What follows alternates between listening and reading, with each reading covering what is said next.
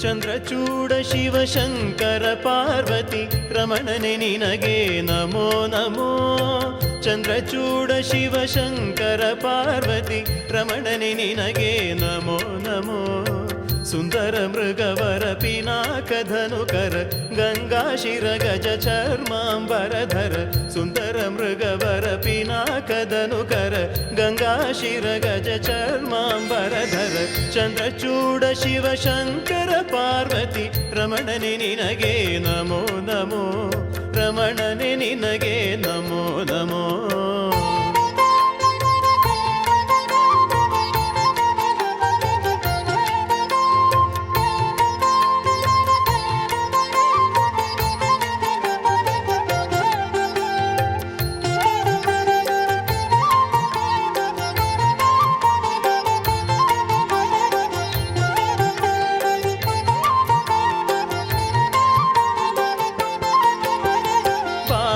ಕಂಡ ಜನ ಕಾಲನು ಎಳೆವಾಗ ಪಾಲಿಸಿದವ ನೀನೇ.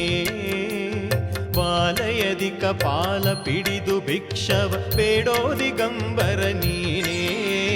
ಬಾಲ ಮೃಕಂಡ ಜನ ಕಾಲನು ಎಳೆವಾಗ ಪಾಲಿಸಿದವ ನೀನೇ. ಬಾಲಯದಿಕ ಪಾಲ ಪಿಡಿದು ಭಿಕ್ಷವ ಬೇಡೋ ದಿಗಂಬರ ನೀನೇ. ಕಾಲಕೂಟವನು ಪಾನ ಮಾಡಿದ ನೀಲಕಂಠನು ನೀನೇ. ಕಾಲಕೂಟವನು ಪಾನ ಮಾಡಿದ ನೀಲಕಂಠನು ನೀನೇ.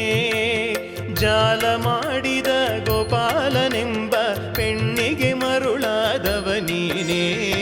ಚಂದ್ರಚೂಡ ಶಿವ ಶಂಕರ ಪಾರ್ವತಿ ರಮಣನೆ ನಿನಗೆ ನಮೋ ನಮೋ. ಸುಂದರ ಮೃಗವರ ಪಿನಾಕ ಧನುಕರ ಗಂಗಾಶಿರ ಗಜ ಚರ್ಮಾಂಬರಧರ. ಚಂದ್ರಚೂಡ ಶಿವ ಶಂಕರ ಪಾರ್ವತಿ ರಮಣನೆ ನಿನಗೆ ನಮೋ ನಮೋ. ರಮಣನೆ ನಿನಗೆ ನಮೋ ನಮೋ.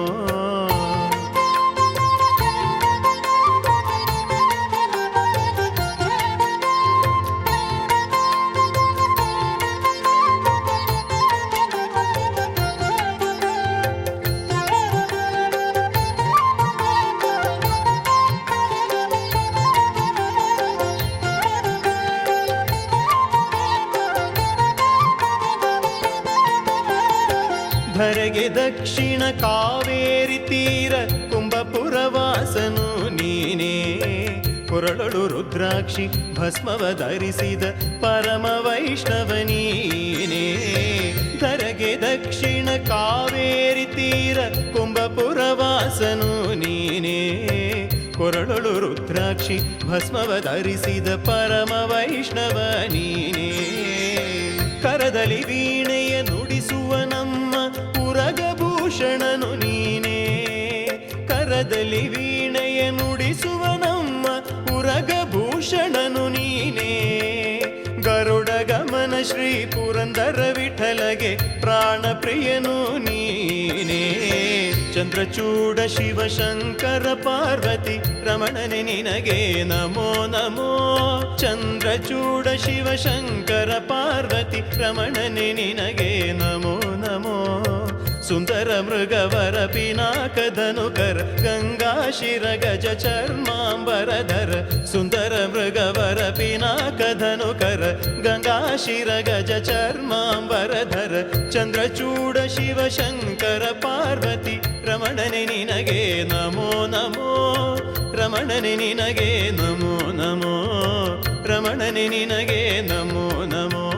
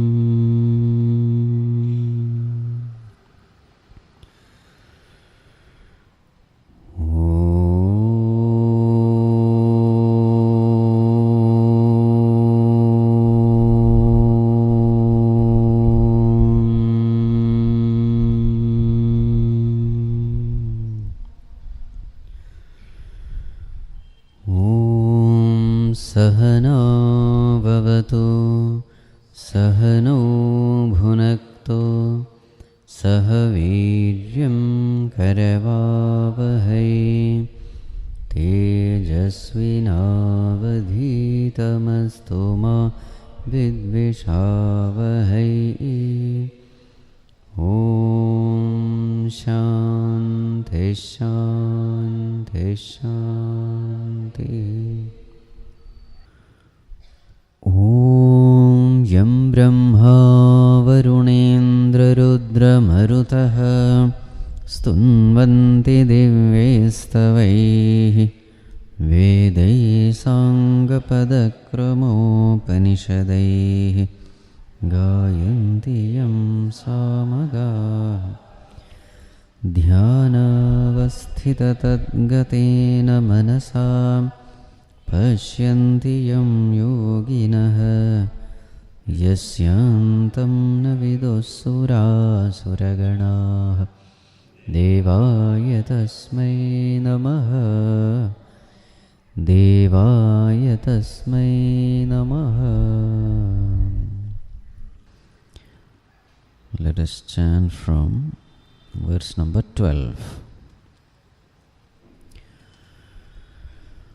Arjuna uvacha param brahma param dhama pavitram paramam bhavan purusham shashvatam divyam adidevamajam vibhum ahustvam rishayas sarve devarshirnaradastatha asito devalo vyasaha swayam chaiva bravishi me sarvametat ritam manye yanmam vadasi keshava nahi te bhagavan vyaktim vidurdevanadānavāha swayamevātmanātmānam vettatvam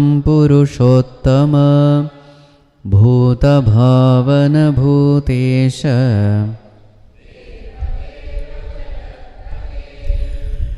vaktumarhasya sheshena दिव्याह्यात्मविभूतयः याभिर्विभूतिभिर्लोकान् इमांस्त्वं व्याप्य तिष्ठसि कथं विद्यामहं योगिन् त्वां सदा परिचिन्तयन् केषु केषु च भावेषु चिन्त्योऽसि भगवन्मया विस्तरेणात्मनो योगं विभूतिं च जनार्दन भूयः कथय तृप्तिर्हि शृण्वतो नास्ति मेऽमृतं।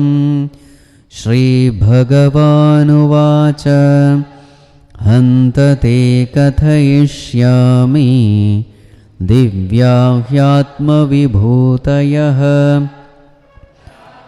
न्यतः कुरु श्रेष्ठ नास्त्यन्तो विस्तरस्य मे अहमात्मा गुडाकेश सर्वभूताशयस्थितः अहमादिश्च मध्यं च भूतानामन्त एव च।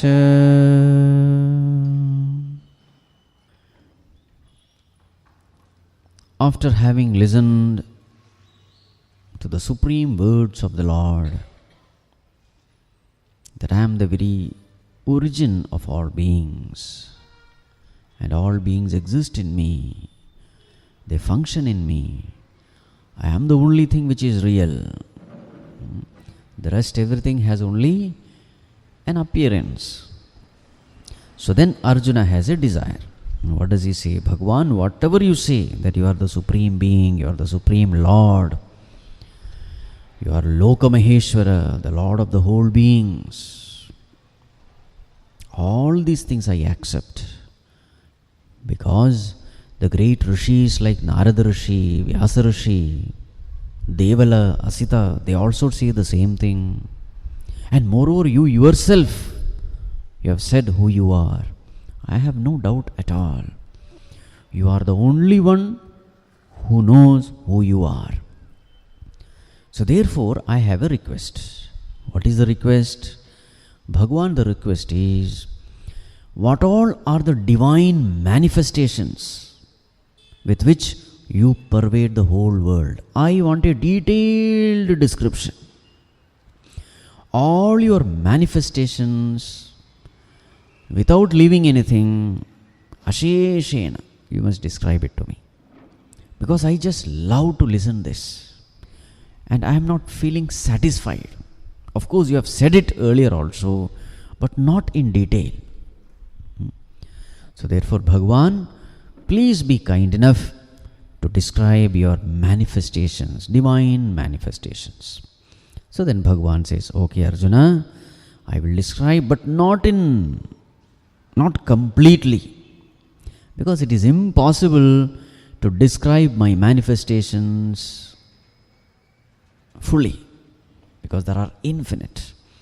So therefore, what I will do, pradhanyatah, the main things I will tell you. And then Bhagavan goes on to explain these manifestations. What is the first one he takes up? Aham Atma Gudakesha Praninam Sarvabhutashaya Sthitah. I am the very self in all beings. Aham Adimcha Madhyamcha Bhutanam Anta Evacha. I am the beginning, I am the middle, and I am the end. So who is Bhagavan? So Bhagavan is introducing himself. Who is he? He is the very self in all of us. Try to recognize that Bhagavan in our own heart, shining as the very Atma, as the very I in us. This is the highest meditation. This is the best meditation possible. And of course, it requires tremendous amount of qualification also. What is the qualification needed? A pure mind. For them, this one verse is enough. But our problem is, this is too high for us. So preparation is necessary. So therefore, now Bhagavan continues with other manifestation. Now a big list is going to come. And very many of these terms we may not be able to relate to because thousands of years have passed. Once upon a time, these terms were very, commonly used. But very many of these terms we may not be able to relate. And the details of it are not available to us because very many scriptures have become extinct over a period of time. So now let us chant verse number 21. Adityanamaham Vishnuhu Jyotisham Raviram Shuman Marichirmarutamasmi Nakshatranamaham Shashi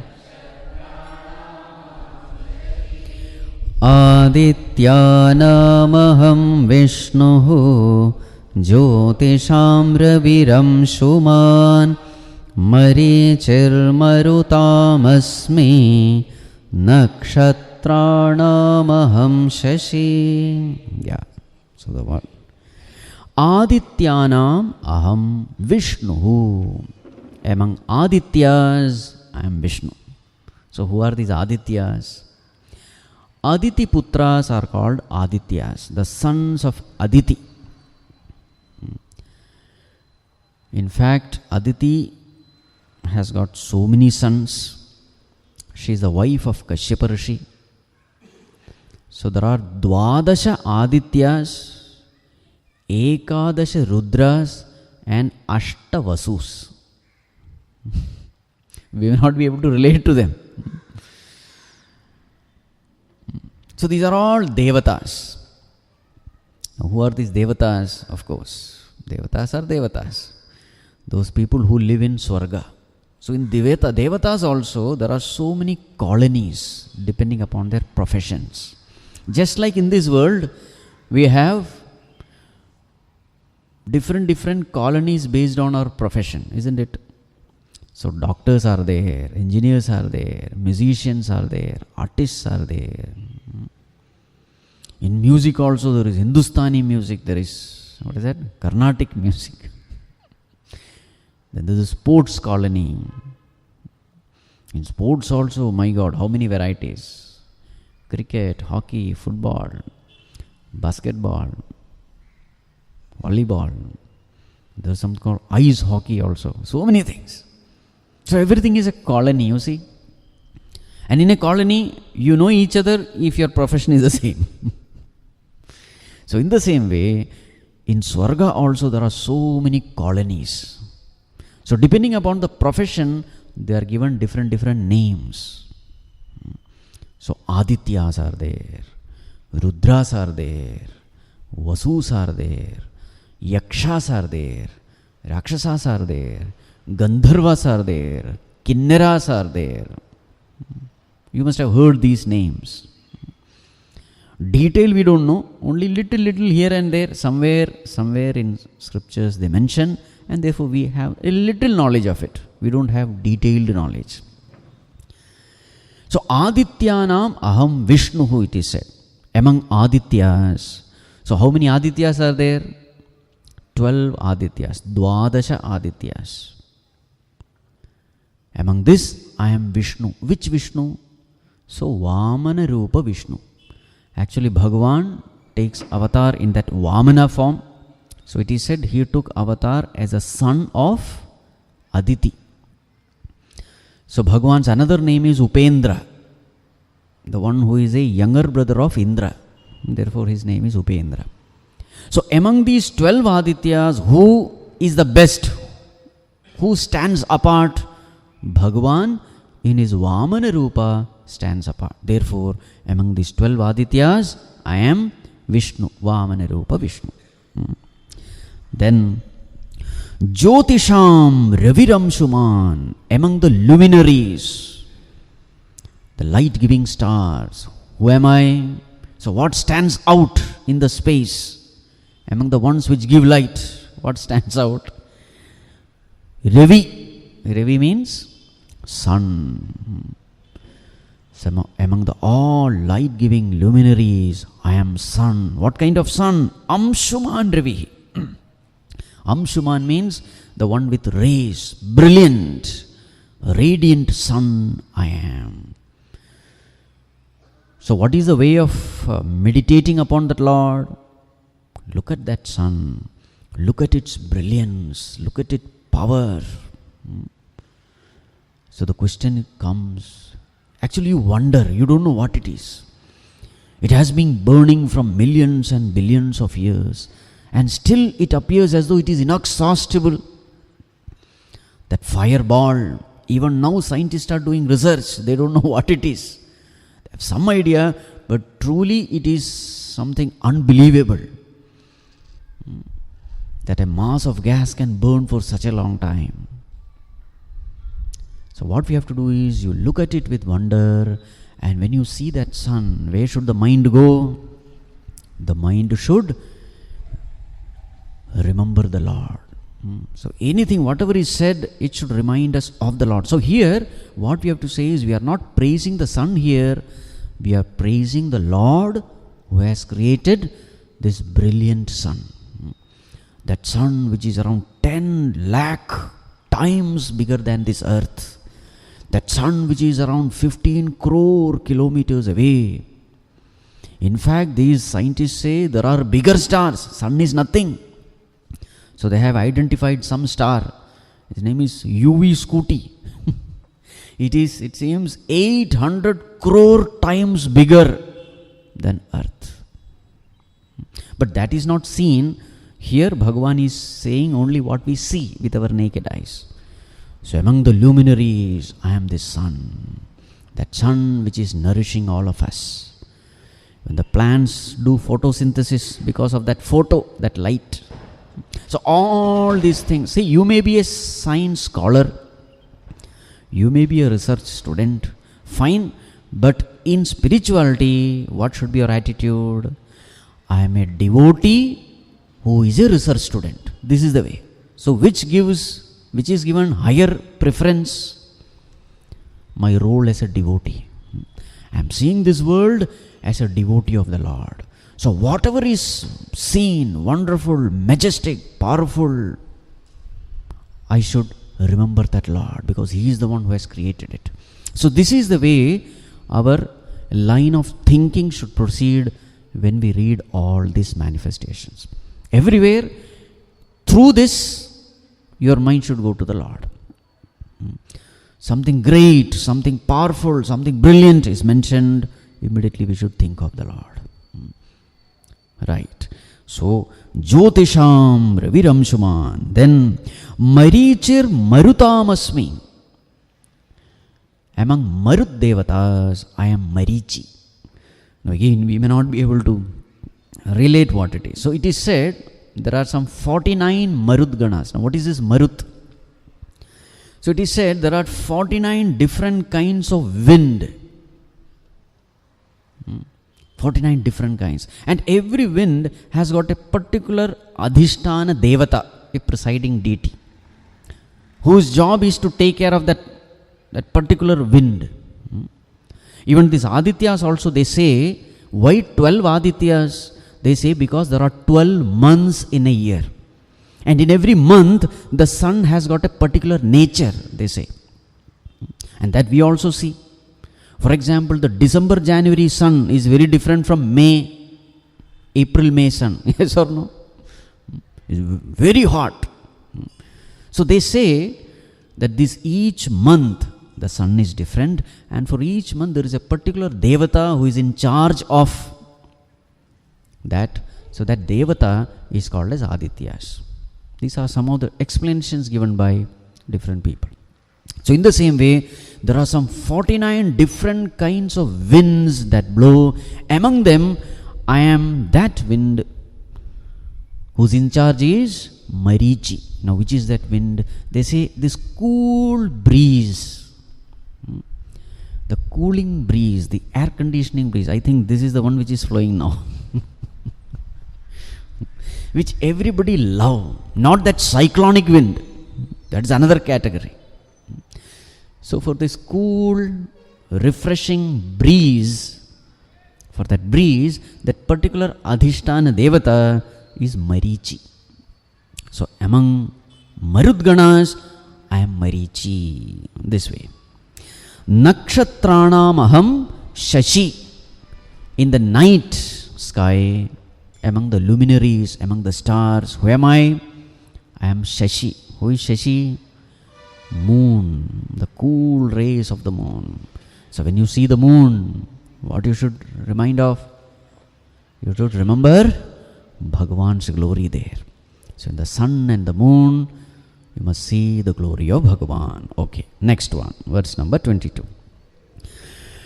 Vedanam samavedosmi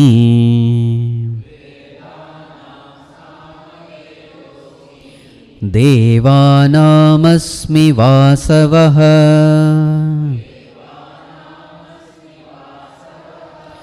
Indriyanam manaschasmi Bhutanamasmi cetana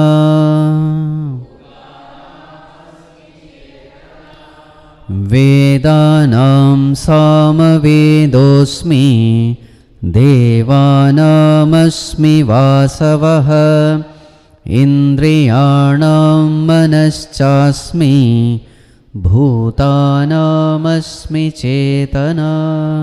Yes. Vedanam samavedosmi.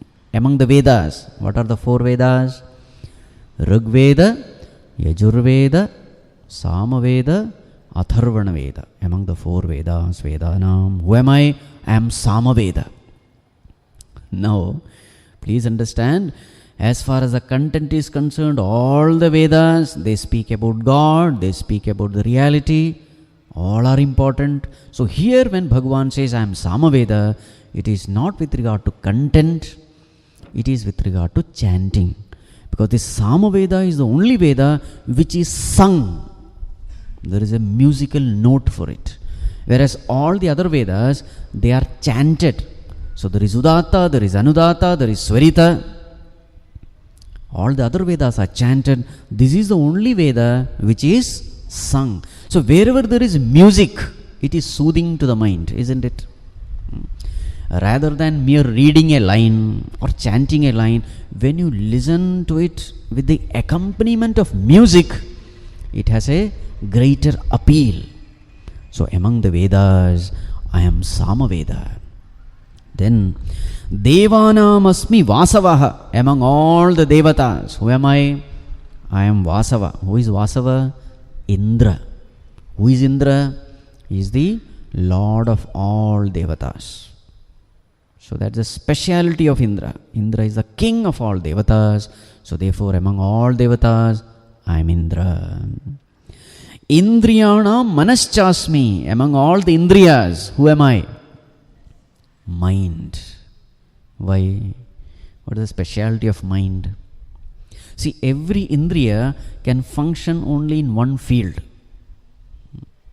For example, eyes can see, eyes cannot hear. Ears can hear, but ears cannot see. Every Indriya has got a particular field and it can function only in that field. What about mind? Mind can function in any field. That is why the mind is able to create a beautiful dream world. Beautiful or miserable, left up to you. The mind is able to create a world. How? Because this Pancha Jnanendriyas and Pancha Karmendriyas, it can create out of itself. The ability of mind is amazing. This instrument called mind, its potential is infinite. Just imagine, this mind creates the whole world in the dream to such an extent that in the dream you have no doubt whether it is real or unreal, isn't it? In the dream you never doubt the world. To such an extent, to such perfection, if the mind can create a dream world, what must be its potential? In fact, every one of us, we are creating our world around us with this mind only. In fact, even this waking world is seen in the mind only. The power of mind is amazing. You can use it, you can misuse it. Anyway, the topic here is Indriyanam Manaschasmi. Among all Indriyas, I am the mind, because the Indriyas can function only if the mind is there.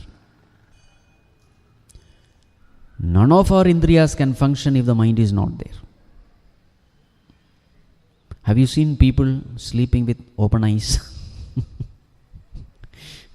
Eyes are open, but are they seeing anything? No. Why? Mind is not there. See?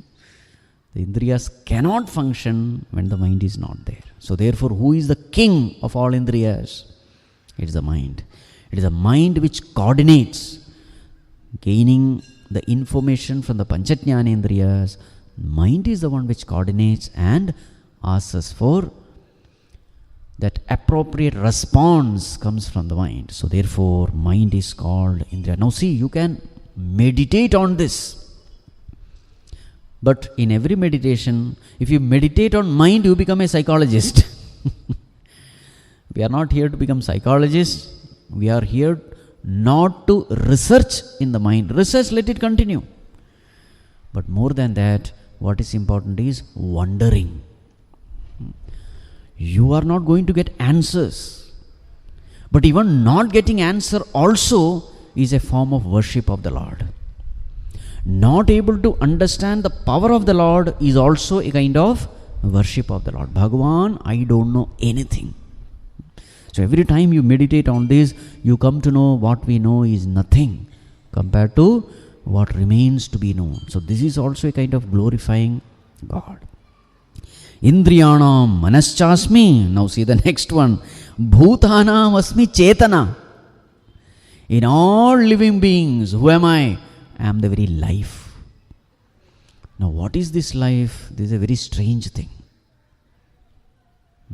Even today, scientists have no idea what is life. Doctors have no idea what is life. As long as life is there, you can do any kind of operations, etc. on the body, fine. But what is life? They don't know. Bhagavan says it is me. So therefore you cannot create it. You may destroy it, but you cannot create of your own. It's a big challenge in front of science. What is life? It's the greatest mystery. What is body? All those things, somehow they find out. There are such chemicals and all that. But can you generate life? Bhutanam asmi chetana. So that is why in this culture, in our Hindu culture, any living being is worshipped. Very many times Westerners wonder, what kind of religion is this? They worship snakes also. They worship monkeys also. They worship everything. Even pig also they worship. Varaha is there. What kind of religion is this? Really speaking, what we are worshipping is not the form. What we are worshipping is the very life principle which is behind this form. And that life principle is Bhagavan. One of the very many reasons why we worship snake, Naga Devata and all that, so much is there. One of the very many reasons is, our ancient Rishimunis, they knew that this mankind is such a person, he will kill all the snakes. The general tendency is fear and then destroy. So therefore, those Rishimunis, they devised a means by which, instead of killing, we will worship. And that is why we have all these Naga Devatas, this, etc. Not because there is some Devata there, no. It is just to create that feeling of reverence for life, so that we don't unnecessarily destroy life. Now see this culture, this beautiful culture of Hinduism. Every life is worshipped. So that is why in our culture, vegetarianism is given prominence. In our Shastra we say that if there is no vegetation available, if you can't have vegetarian food because it is not there, in that case alone, you should turn into non-vegetarian. Why? Because life is divine. And the expression of life is very, very less in plant kingdom. So therefore, when law is such that you have to kill, there is no choice. So when such is the law, create minimum destruction in the creation for your survival. And for that, plants, vegetation, this is what the scriptures have prescribed. Because when you are killing an animal, you are creating a greater destruction. It is not suggested. Yes, of course, if you are living in some North Pole or some cold countries, etc., it's a matter is different because you don't have anything else to eat. Fine. In order to survive, living is the greatest, keeping that life intact is the greatest duty of every individual. So for that is allowed. But otherwise, when you have this plants and vegetables, the scriptures don't give you permission to be a non-vegetarian. And moreover, the vegetarian food, our entire body is designed to eat vegetarian food. The body is not designed to digest animal food. A lot of research has gone behind. They say the intestine is made in such a way that we can digest only the plants and fruits, etc. The body is designed that way. Even the canine teeth is not there, that sharp teeth. What does it mean? This body is not designed for that. So very many people eat this animal food because it's tasty. And they bring lots of disease also. Now that coronavirus has come now. This nature is also amazing. That is a country where there is nothing which people can't eat. A Chinese was asked, what is it that living being, what is it that which you don't eat? He had to think. What is that living being which you don't eat? Then he was thinking for some time and said, there is no such thing. Anything and everything they would eat. See the difference in culture. So that is a land where they don't believe in God. And this is a land where we believe in God. See the difference. Two extremes. One has no respect or regard for life. They kill everything. And they eat everything.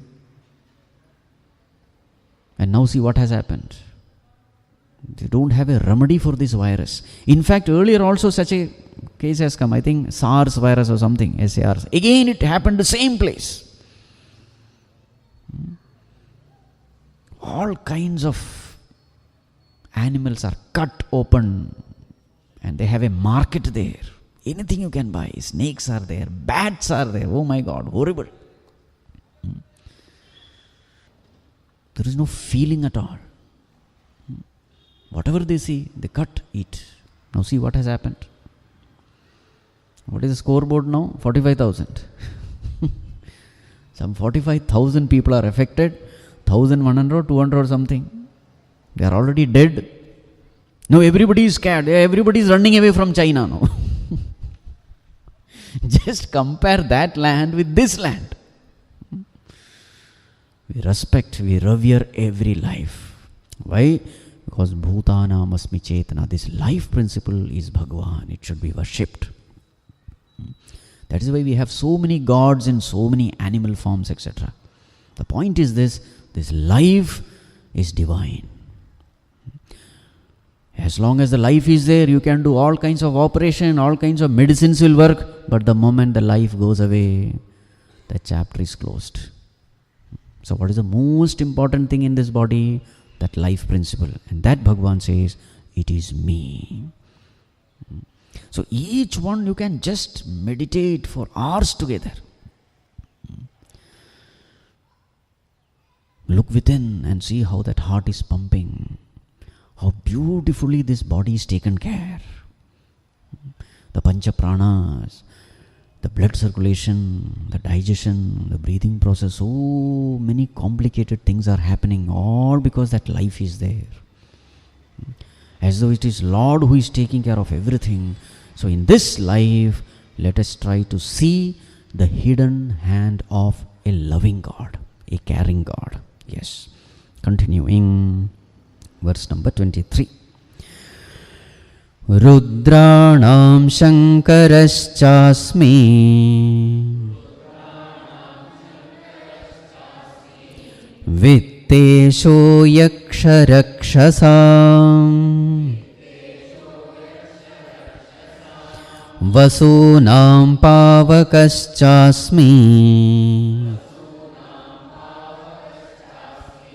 Merushikharinamaham Rudranam Shankaraschasmi Vittesho Yaksharakshasam Vasunam Pavakaschasmi Merushikharinamaham. Yes. Among Rudra Devatas, how many are there? Ekadasha Rudra. They say 11 are there. They are also children of Aditi only. Among Rudra Devatas, I am Shankara. Who is this Shankara? We don't know. What is the glory of Shankara? We don't know. That information is not available. They say Rudra is Rut, Dukkham, Dravayati iti Rudraha. The one who removes sorrow is called Rudra. And out of that Shankara is Shamkaroti iti Shankara. The one who blesses with Sham, auspiciousness. So such a Devata, his name is Shankara. So among all the Rudras, Shankara is prominent. Then Vittesho Yaksha Rakshasam. Among the Yakshas and the Rakshasas, Vitteshaha. Who is Vitteshaha? Vitta means wealth. The Lord of wealth. Who is Lord of wealth? Kubera. So Kubera is the in charge of treasury, wealth. The wealthiest person, Kubera. I am Kubera among the Yakshas and Rakshasas. Then Vasunam Pavakaschasmi. Among the Vasus, how many are there? Ashtavasus, 8 Vasus. Bhishma also actually was one among the Vasus only. Among these Ashtavasus, I am Pavakaha. Pavaka is Agni Devata. This Agni, so another name is Pavaka. Pavaka means what? Punati, Pavayati, iti Pavakaha, the one which purifies. Is another name of Agni, the one who purifies. How does fire purify? You see, if you want to drink water, what do? You boil water, isn't it? So when you boil water, what are you doing? You are purifying water. When you have to eat food, what do? You cook food. Cooking is also a kind of purification. Dead body, what do you do with the dead body? How do you dispose it? You burn it off. It becomes ash, then nothing else to worry. If you want to purify a metal, what do? Especially gold, etc. If you want to purify, you heat it in the furnace. In the rainy season, sometimes the sun comes out. What do? Immediately all the clothes are put out. You dry it in the sun, isn't it? So how do you purify the clothes? Putting it in the sun. So therefore, the sun is sometimes called as Pavaka, the purifier. Vasunam Pavaka, Agni Devata. Then Meruhu Shikharinam Aham. Among the mountains with peak, I am Meru, Mahameru. This Meru mountain comes in the Puranas, etc. It is supposed to be the highest peak. But what that Meru is, we don't know. It comes in the Puranas. Lot of stories are there related to Meru. But actually what it is, we don't know. We don't have much information. Right, next one, 24. Purodhasam cha mukhyam mam Vidhi partha brihaspatim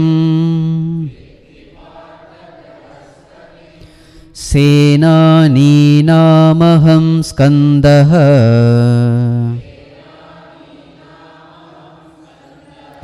Sarasamasmi sagaraha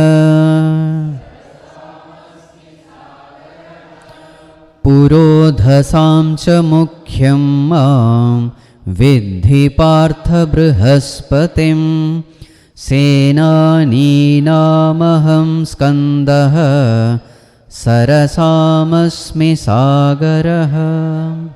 Yes. Purodhasam vidhimam brihaspatim. Purodhasam mukhyam brihaspatim mam vidhi. Know myself to be the Purodhasa. Purodhasa means Purohit. Among prominent Purohits, know myself to be Brihaspati. Who is Brihaspati? The Kulaguru of the Devatas. So what is the job of a Purohit? Purohit is one who is priest. So they have this complicated rituals, etc. Yuhoma, Havana, Yaga, etc.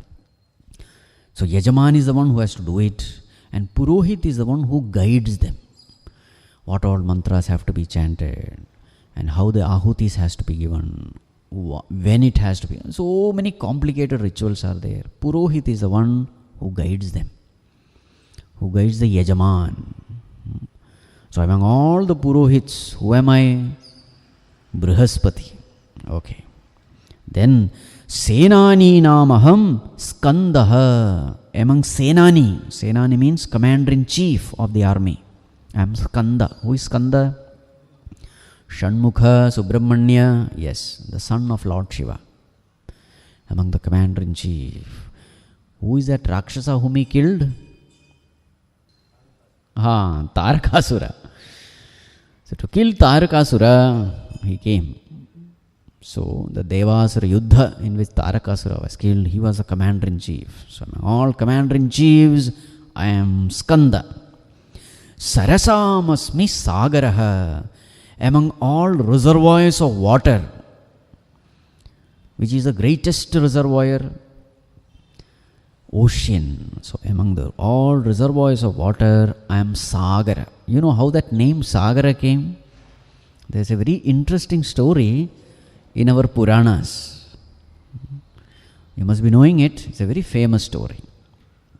So let me narrate that story because it is needed for another term in the future also. So here was a great king called Sāgara. Sāgara. And how many children he had? 60,001. How he had so many children, don't ask me. He had 2 wives. He had 60,000 children. 60,000 plus 1.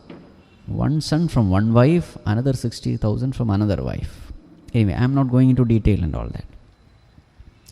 So one day he decides to do Ashwamedha Yaga.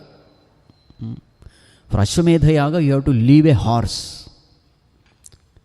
And then whoever ties that horse, you will have to fight with that king and then defeat him.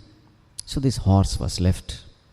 And now when this king, this Sāgara, he left this horse, Indra became worried. Why Indra was worried? Because anyone who does this, I think 100 Ashwamedha Yagas, he becomes the next Indra, replacing the present Indra. So he was worried there. Now all these stories, they indicate how insecure people are even when they hold such high posts. Now this is what we have to learn from these stories. Even the Indra is not secure. Who is Indra? The Lord of the Devatas. Is he secure? Not at all. He is also miserable only. He has all powers, all comforts, all conveniences, everything is there. But still, is he happy? He is not happy. Who alone is happy in this world? The one who has self-knowledge alone is happy. This is the message. So many such stories are given. Anyway, continuing, this Indra became miserable. So whenever on this earth, Bhuloka, whenever some such yaga happen, he will try to create some disturbance. So now this horse was left. So what did this Indra do? Indra kidnapped that horse. Now the Sāgara king, he came to know that this horse is missing. Now he can't get up from there because he is a part of that yaga. He is not supposed to leave that. So he told his son, 60,000 of them, go and find out who has done it.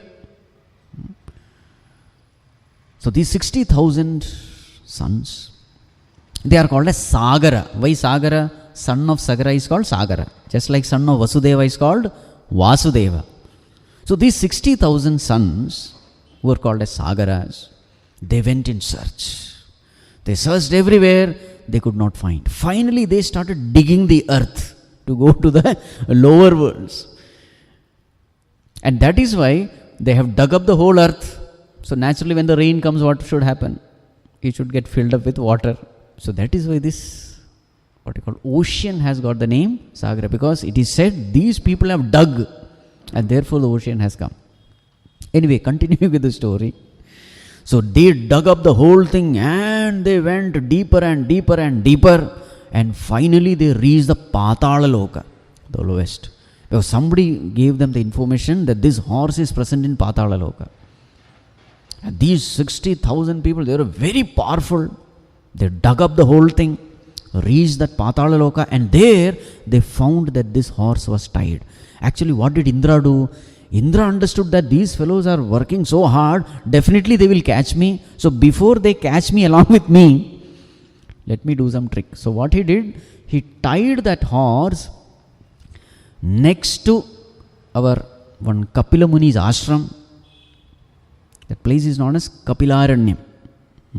So what? That Kapila Rishi, he was doing tapas. So what did he do? He just tied that horse next to his ashram. So when these 60,000, these Sagara Putras, they came, they reached that Patala Loka. What did they find? They found the horse there grazing. But next to it they found Kapila Muni doing tapas. They thought this horse is definitely stolen by this Muni only. And all of them, they charged towards Kapila Muni to kill him. Kapila Muni just opened his eyes and he was angry looking at the way they were coming. He just burnt them into ashes. All the 60. So there was a huge heap of ash. 60,000. Remember how many sons did I say? 6,001. There one fellow is there. So his name was Asamanjas, a useless fellow. He was creating so much of trouble, so he was sent out from the country. But his son was a very good person. His name is Amshuman. So Sāgara, he found that my children, 60,000, they are not coming back only. What has happened? No report at all. So then he sends his grandson. Sāgara's that one son name is Asamanjas. Actually, Asamanjas means confusion. Asamanjas' son is Amshuman. So he sends Amshuman. Go and find out what has happened. So then he goes and he finds that this earth etc. is dug up. He goes in search and there he finds the horse is there, Kapila Muni is there, and a huge heap of ash is also there. So he prostrates to Kapila Muni. And then Kapila Muni says, this is what has happened. And he was very sad. So looking his sadness, Kapila Muni said, do one thing, these Sāgara Putras, they will get, liberation, temporary liberation, go into Swarga. This is possible if this ash comes in contact with the water from the Ganges, Ganga. So at that time Ganga was not flowing on this Bhuloka. It was in heaven, Swarga. So if that water somehow if you can bring it here, and if this ash can come in contact with that Ganga Jalam, all of them will be liberated. They will go to Swarga. So this information was given by Kapila Muni. Okay, Amshuman went back, told this thing to Sāgara, the king. Of course, he took the horse also. The yaga was completed. But now how to give liberation to them, how to bring that water, it became a big problem. From that Swarga Loka, it has to come down. They had very many meetings, etc. But nothing was effective. So finally Sāgara passed away. His son was Asamanjas, anyway useless. Amshuman also did not know what to do. His son was Dilipa. He also thought how to bring that how to bring that Ganga. He also could not do. Dilipa's son is Bhagiratha. In order to tell this Bhagiratha story, I am telling all this. And it is needed later on. Bhagiratha decided that I am going to somehow bring this river down to earth. And then he started doing tapas. 1,000 years of tapas he did, and then Ganga Mata appeared. She said, what is that you want? I want you to come down, because my ancestors are here, not getting liberation, they are suffering. I want to release them from the sin, from the curse of that Kapila Muni. So therefore you must come down. Well, I will come down, but the force is so much that the earth will not be able to handle it. And the only person who can really absorb my shock, that fall from Swarga Loka to Bhuloka, The shock, there is only one person who can handle it, and that is Lord Shiva. So you will have to do another tapas in order to propitiate Lord Shiva, and you have to make him agree. Again tapas. How many years? Another 1,000 years. Finally Lord Shiva appeared. What is it that you want? He said, this is what you want. Okay, I agree. And then Ganga Mata, she started flowing. And now here again another twist. Ganga wanted to show how much powerful she is. She was little arrogant. Let me show Lord Shiva also how powerful I am. She started falling with huge force, with a desire to wipe away Lord Shiva also. Well, Lord Shiva, he understood. He is Antaryami. He knew, okay, this is what you want, fine. So Jata was there and Ganga started flowing. What did Lord Shiva do? He just tied her and blocked her in the Jata only. Now this lady became, suffocating inside the Jata. Lord Shiva did not allow her to come down. Again, poor Bhagiratha. Another 1,000 years, Lord Shiva kept her in his Jata only, not allowing her to come down. Finally, both Ganga and Bhagiratha started praying, Bhagavan, please release. And finally, Bhagiratha's prayer again. Shiva then started releasing this Ganga in a thin stream. So that is why we have that thin stream on the Jata of Lord Shiva. So it started flowing. It started falling on the earth. Now Bhuloka is not enough. Where should the river go? To the Patala Loka. That is where the ashes are there. So Bhagiratha started showing the path. Come, this way, this way. And on the way was this Jannu Rishi's ashrama. En route, this river flooded the ashram of Jannu Maharshi also. The Jannu Rishi became angry. He just drank the whole Ganga. Now again, poor Bhagiratha. What to do? So he again started praying. Oh Rishi, please leave. So then it is said, the Jannu Rishi left this Ganga through his ears. Right? That is why Ganga is also named as Janavi, the one who is the daughter of Jannu, because Ganga has come out of Jannu Rishi. So therefore, Ganga is also called Janavi. Now this term I am using because one of the manifestation is Srotasamasmi Janavi, which is going to come in the 31st verse. So how this Ganga got the name Janavi? This is how it. So then finally that Jannu Rishi, he started releasing Ganga water through the ears. And then this water finally reached Patala Loka.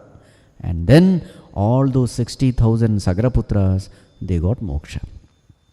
Now here this when. So whenever any task is very, very difficult, then we call it as Bhagiratha prayatna, isn't it? It's very famous. So why Bhagiratha prayatna? How many? That never say die attitude must be so strong. First Ganga had to be propitiated, then Shiva, then once again Shiva, then this Jannu Rishi. But in spite of that, he did not leave. Finally, he succeeded. So this is the story of Bhagiratha. Anyway, coming back, Sarasam Asmi Sāgara, among the reservoirs, and the biggest reservoir, which is that Sāgara. So this is how that name came, Sāgara, because the Sagaraputras, they had dug up the whole thing, and therefore we have this ocean there. Now continue. So now for the rest of the 3-4 days we are going to have only stories. Vibhuti we are going to see. So anyway, even otherwise also when you see that huge ocean, What are you reminded of? Are you not reminded of infinity? When you see the infinite space, you are not bored at all, isn't it? Some evening when you sit on the seashore, seeing the beautiful sea, the waves, what are you reminded of? You must be reminded of God. That is the point. Sarasamasmi Sāgara. Next one, verse number 25.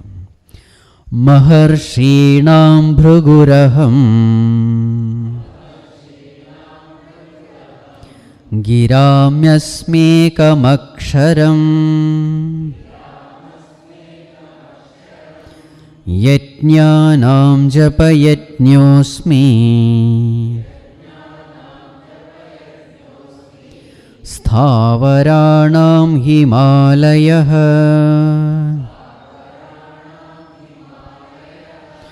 maharshīnām bhriguraham giramyasmekamaksharam yajñānām japayajñosmi sthāvarāṇām himalayah. Yes.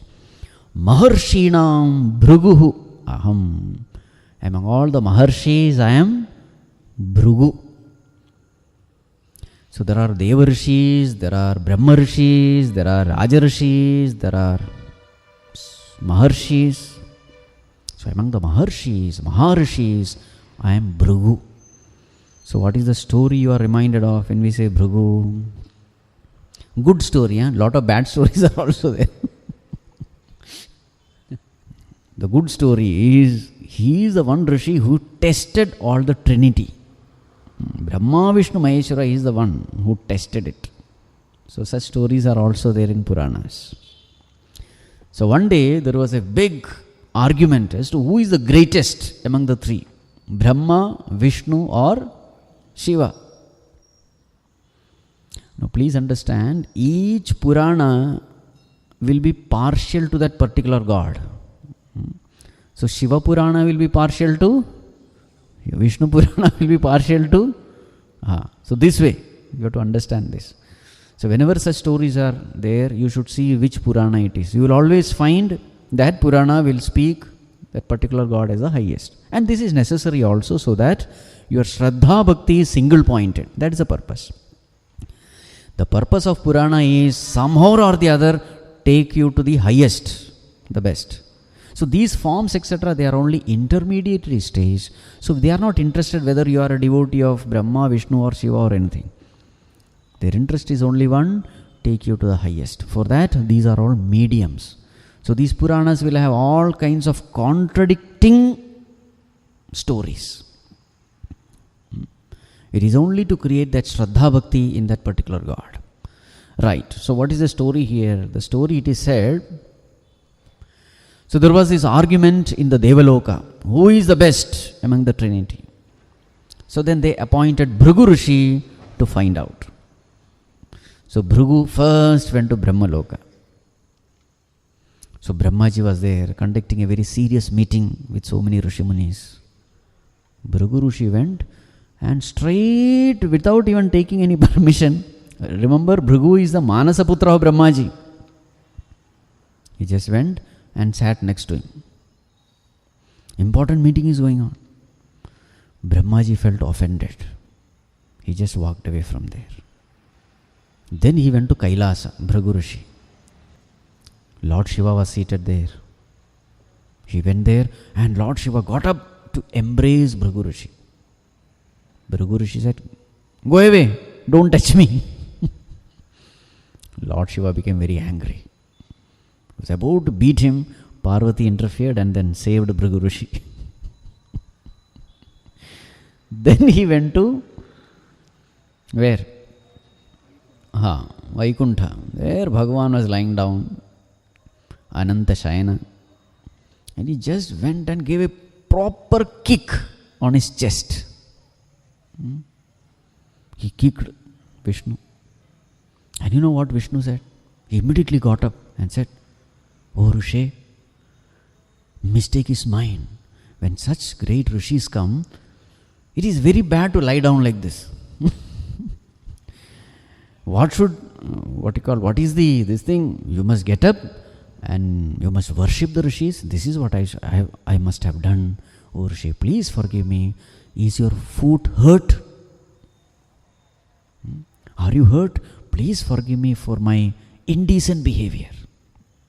From today onwards, as a reminder, wherever you have kicked me, so there was a mark there. That mark is called Shrīvatsa, correct? Shrīvatsa mark. This mark I will always carry with me to remember this incident. That you must always respect the Rishi Munis, etc. So now even today they say this Vishnu has a mark on his chest. What is that mark? Shrīvatsa mark. So then Bhrigu decided, see, though I have offended him, what did he do? In turn, he was only blessing me. So therefore, among all the gods, who is the best? Certificate from Bhrigu Rishi. The point is this, if a Rishi has to test the Trinity, how great that Rishi must be. So therefore, Maharshinam Bhriguraham. Yes. Then what? Giram asmi ekamaksharam. Among all the words, I am that one word, one lettered word. Which is that? Om. Among all words, I am Om. Why so much of importance is given to Om? Om is the very essence of the entire Vedas. Not only that it is the essence of the entire Vedas, Om represents God. So definitely it is divine. Moreover, the entire philosophy of the Vedas, it is contained in that one word. What is Om? A, U, three. And then silence. So what does it represent? A represents the waking state. U represents the dream state. And it represents the deep sleep state. The three states. And then silence. So what does it mean? That silence represents the consciousness. Or what is called as the Turīya avasthā. So on that fourth state, all the three states, they come and go. So Om describes all our experiences. We are either in waking, dream or deep sleep, but they are all different states of the mind, and all these different states of the mind, they have the substratum as very consciousness. So when we chant Om, and then we leave silence also, because that is the ultimate reality. Silence is the ultimate reality, not sound. The ultimate reality is silence. You will find who makes noise? Ego makes noise. So all the noise of dream, deep sleep, waking, this noise is because of whom? Because of the ego. As long as the ego is ruling us, we will be noisy. And the moment the highest knowledge dawns on us, what happens? We become silent. Just like the pot, Totally empty pot is also silent. Totally filled up pot is also silent. Which makes noise? The half-filled pot. In the same way, totally a tamasic person, he is sleeping, he is silent. Highly evolved, knowledgeable, wise person, he is also silent. Why is he silent? There are no doubts, therefore he is silent. He is totally contented, therefore he is silent. He has realized his own infinite immortal nature, therefore he is silent. So silence represents perfection. That is that silence after Om. So what is our entire life? It is nothing but Om. Birth after birth, what are we doing? That sound is there. Finally, when the knowledge dawns, what happens? There is silence. So in short, this Om, this one letter describes our entire life. This one letter describes the entire philosophy of the Vedanta. And this one letter is the very sum and substance of the entire Vedas. So therefore, Giram Asmi Ekam Aksharam. If you have understood Om, you have understood everything. There is nothing else to understand. Then, Yajnanam Japa Yajñosmi. Among all the yajñas, among all the spiritual practices, what am I? Japa. Japa is given so much of importance. Why is Japa is so much praised? It is one sadhana which everyone can do. There are very many rituals, etc., which everyone cannot do. Some rituals are there which only a married person can do. Some rituals are there, so many conditions are there. But as far as the Japa is concerned, everyone can do. Not only that, it can be done by everyone, it can be done everywhere also. Isn't it? By traveling, you can do it. And this Japa is such a thing, you don't have to spend money also. Very many rituals and all, if you have to do, you have to spend money. No money needed. Anytime it can be done. Anywhere it can be done. But at the same time, it is very, very effective also. If Japa is done properly, with the right spirit, it can be very effective in helping us evolve spiritually. And that's why you will find almost all the Devatas will have one hand. Some 4 hands are there. And one hand will be Japamala. Very effective. Anytime, anywhere, by anyone it can be done. And if it is done properly. Properly means what? When Japa is done, your conscious mind should be involved in Japa. This is, otherwise what happens? As Kabir says, beads are also rolling, tongue is also rolling, and mind is also rolling. That should not happen. When Japa is done mechanically, it doesn't give much results. But when Japa is done consciously, you not only get tremendous amount of concentration of mind. The best way to develop concentration of mind is doing Japa. You get concentration of mind on also, and you get purity of mind also. And it is something which can be done throughout the day. Even while working, you can do Japa. Sharda Mata, wife of Sri Ramakrishna Paramahamsa, she used to say, every day at least you must do some 20,000 rounds of Japa. And this is possible only when, then she says, then you see the result within 6 months. And what she says is true, very true. What is the difference between mechanical Japa and conscious Japa? When mechanical Japa is done, you are chanting the name of the Lord, but you are worrying about your problems.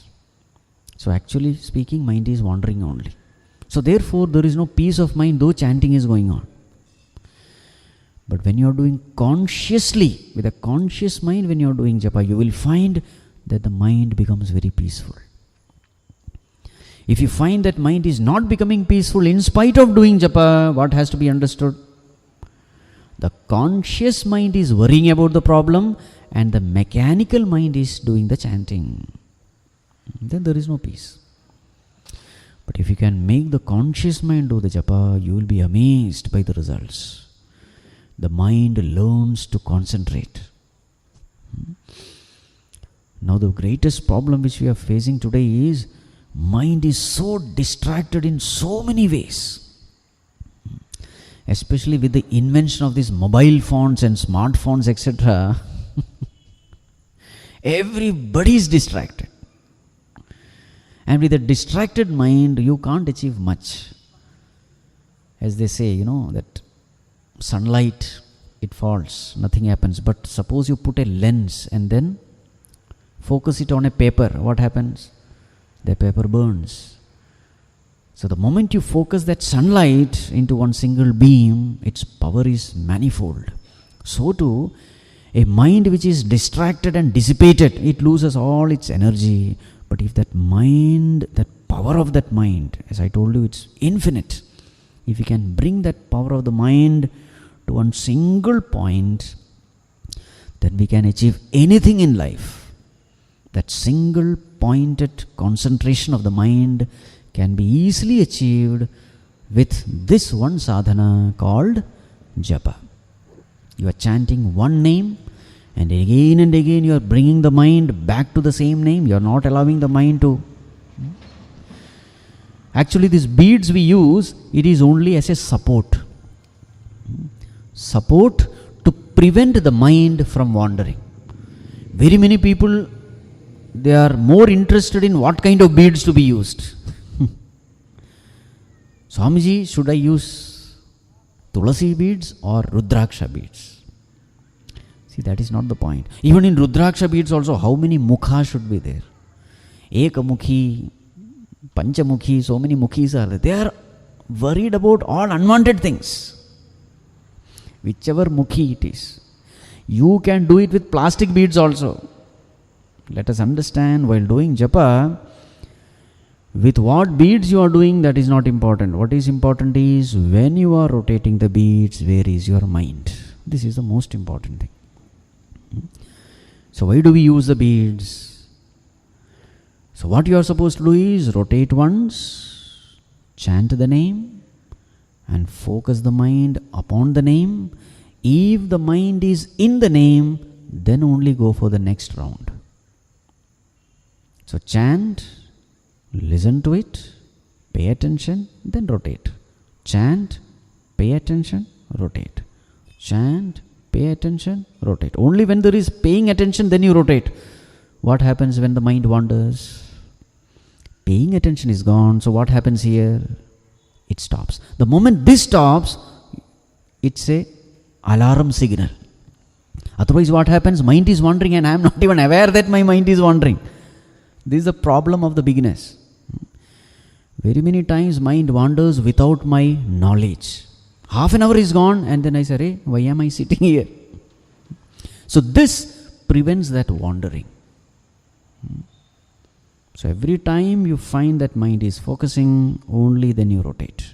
The moment this rotation stops, it's a warning signal that your mind is wandering. Bring back the mind and again continue the process. So as you do this, that concentrating ability of the mind increases day by day. And over a period of time, you see a huge difference. Huge. Unfortunately, the modern generation is so dissipated, so distracted. You see, when you watch a movie, etc., how fast the scenes are changing. Why those scenes are changing fast? Because the concentrating ability, that paying attention ability of the individual is very less. These advertisers and movie makers, they know. So every time they have to change to keep you occupied. If suppose the same thing is shown, immediately you may change the channel, and we have so many channels now. So they don't want you to change the channel. So what they do? They keep on changing the scenes to make you occupied. And in the process, what are we doing? When you are paying attention to change, mind is trained in change. When there is paying attention to distraction, you are training the mind in distraction. But when the mind is paying attention to a changeless thing, mind gets trained in changelessness. Now what do you mean mind is trained in changelessness? It is nothing but the ability to concentrate, paying attention without getting distracted. This is the power of japa. So no doubt Bhagavan says, Yajnanam Japayatnyosmi, and then Sthavaranam Himalaya, among all the mountains, I am Himalaya. So when you go to the north, when you see the beautiful Himalayan ranges, what should come to your mind? Not what is the content of these rocks, etc. That you may do, fine, if that is your field. But then see the glory of Bhagavan in that Himalaya also. More of it we will see tomorrow. Om Sarve Bhavantu Sukhinah Sarve Santu Niramayah Sarve Bhadrani Pashyantu कश्चित् दुःखभाग् भवेत्। असतो मा सद्गमय तमसो मा ज्योतिर्गमय मृत्योर्मा अमृतं गमय। ॐ शान्ति शान्ति शान्तिः। हरिः ॐ श्रीगुरुभ्यो नमः। हरिः ॐ।